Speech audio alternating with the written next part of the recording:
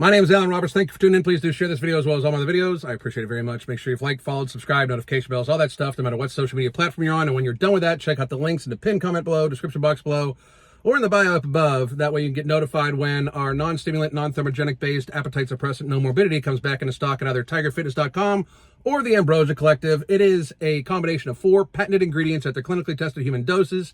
The first run of it sold out in just hours. The second run sold out in a couple of days, even though it was 4 to 5 times larger.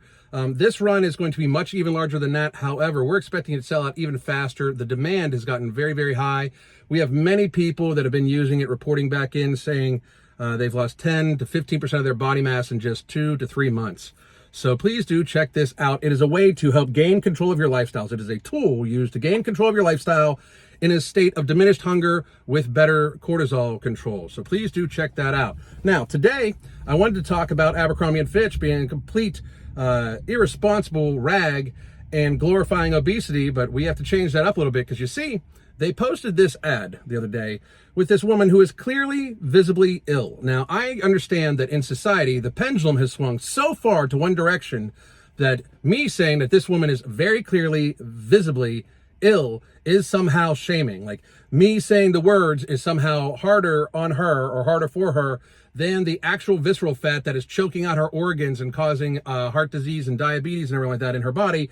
Or, just gravity alone crushing her knees and joints and stuff like that, because gravity exists as well as the structural integrity of bone and cartilage. Like, somehow or another, the words are deemed in our society, or have been for the last couple of years, as worse than actual reality of this woman's very clear physical fucking state dangers. She is in very clear physical jeopardy. She's probably elderly for her actual health status. Like, she probably only has a few more years. This looks like it's like a feeder site advertisement, not Abercrombie and Fitch. I was shocked when they put it out. And I just find it to be amazing. I've warned society that we are going to be going in this direction for a while, that we are going to make it so that obese people's feelings are protected more than their actual health. And that's a problem, because you see, it's bad for the person, it's bad for their families, it's bad for society.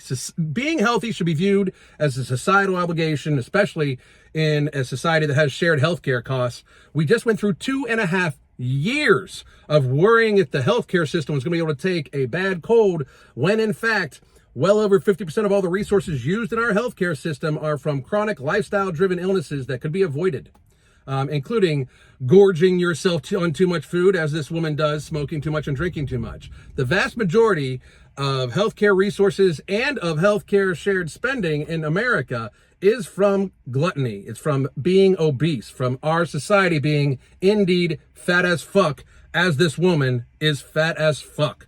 It is just reality. Me saying this is actually way nicer to her and anybody like her than somebody looking at this woman dead in the fucking face and lying and saying, you are fine, you are healthy, you rock queen. Like, we need to actually escape this, like, purple skied rainbow unicorn, shitting glitter world where somehow being 350, 400 pounds as a fucking woman and, larger around than you are tall is anything but very dangerous physical health. Me saying that this woman should take her health seriously and is not going to live a long time unless she fixes something is way kinder to her than anybody that is going to in any way make it seem like she should not take her health very fucking seriously. Anybody telling anybody this fat, or just obese in general, that they shouldn't worry about their health is not being nice to that person. They are in fact hurting that person. Telling a person the truth is in fact nicer than watching them eat themselves to death. I will double, triple, quadruple, whatever it is, 100 times down on that. I would rather be the villain of our time telling people that they need to get fucking healthy for themselves, for their families, for their friends, for society, than watching people fucking eat themselves to death and not doing a damn thing about it. I just refuse. I sleep beautifully at night by trying to help people escape their prison, their self-imposed prison of morbid obesity. I sleep immensely well every single night, and I will continue to do so, because I know that even though I may not seem like the nicest person, that all these people that are trying to protect the feelings of obese people, they may seem nicer. I am actually trying to save the person's fucking life.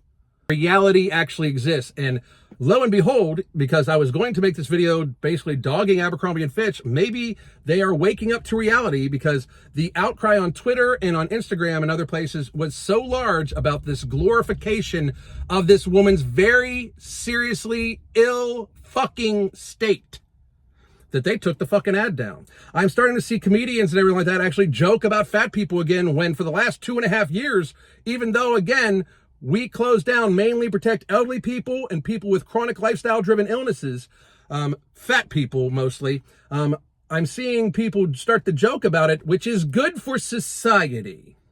We need it to the point where we cannot just ignore a problem anymore. If you, for some reason, if it hurts you to hear that you are fat, it hurts your heart a lot more. It is shortening your life. You are going to die in pain, most likely. It is statistics.